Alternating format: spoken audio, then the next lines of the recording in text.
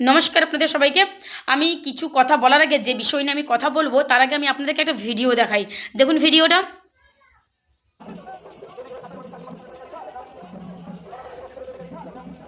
ভিডিওটা হচ্ছে শুভেন্দু অধিকারী কালকে আমাদের নন্দীগ্রামে সরস্বতী বাজার রয়েছে, উনি ওখানে একটা মন্দিরে এসে দেখতে পাচ্ছেন, পুজোতে এসে উনি আরতি করছেন। তো ওনাকে নিয়ে এসছে কারণ আমার নন্দীগ্রামের বাপ কাকারা নিয়ে এসছে।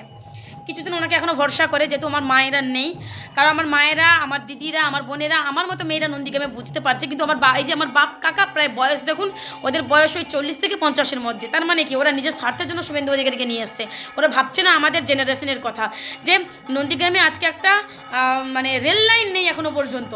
যত মানে শুভেন্দু অধিকারী রাজনৈতিক জীবন কিন্তু শুরু হয়েছে নন্দীগ্রাম থেকে, অথচ শুভেন্দু অধিকারী বারবার নন্দীগ্রামে প্রার্থী হয়ে নন্দীগ্রামকে নিজের ক্ষমতায় রেখে নন্দীগ্রামের মাটি, নন্দীগ্রামের উন্নয়ন না করে নিয়েছে তার পরিবারের মানে পরিবর্তন, তার বাড়ি, তার গাড়ি, তার পেট্রোল পাম্প, এই সব হয়েছে। আর হয়েছে কাদের না, শুভেন্দু অধিকারীকে যারা নেতৃত্ব দিয়েছে নন্দীগ্রাম থেকে, তাদের পেট্রোল পাম্প হয়েছে, কারোর গাড়ি হয়েছে, বুঝলে, কারোর বাড়ি হয়েছে, তাদেরই পরিবর্তন হয়েছে। হয়নি আসল নন্দীগ্রামের মাটি, হয়নি তাদের যারা নন্দীগ্রামে আন্দোলনের জন্য প্রাণ দিয়েছে, তাদের পরিবারগুলো দিন আনছে দিন খাচ্ছে। অথচ শুভেন্দু অধিকারী মঙ্গলবার দিন কিন্তু নন্দীগ্রামে থাকার কথা ভুলেতে, উনি এখানে না থেকে আছেন কোথায়, ভবানীপুরেতে।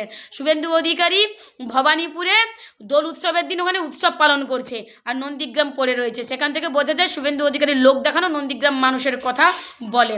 কারণ শুভেন্দু অধিকারী যে সত্যিকার নন্দীগ্রামকে ভালোবাসতো, তাহলে আমি মনে করি শুভেন্দু অধিকারী বিধানসভায় নন্দীগ্রামের ব্রিজ, নন্দীগ্রামের যে এখনও পর্যন্ত রেল লাইনটা হয়নি, এর জন্য একটা বারের জন্য শুভেন্দু অধিকারী আওয়াজ তুলতো। এবার আমার নন্দীগ্রামের মা, কাকিমা, কাকু, জেঠু বা পশ্চিমবঙ্গের যে সকল মানুষ আমার ভিডিও দেখছো, আপনারাই বলুন, শুভেন্দু অধিকারী কি আপনারা কোনোদিন দেখেছেন যে শুভেন্দু অধিকারী নন্দীগ্রামের কথা ভেবে কোথাও আওয়াজ তুলেছে? কোনোদিন কি আপনারা বিধানসভাতে দেখেছেন যে শুভেন্দু অধিকারী নন্দীগ্রামের কথা বলেছে? একটা বারের জন্য বলেনি।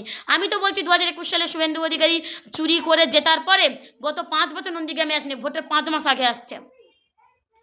ভোটের 5 মাস আগে শুভেন্দু অধিকারীকে নন্দীগ্রামে দেখা যাচ্ছে। আমি হাত জড়ো করে অনুরোধ করব, অনেক হয়েছে।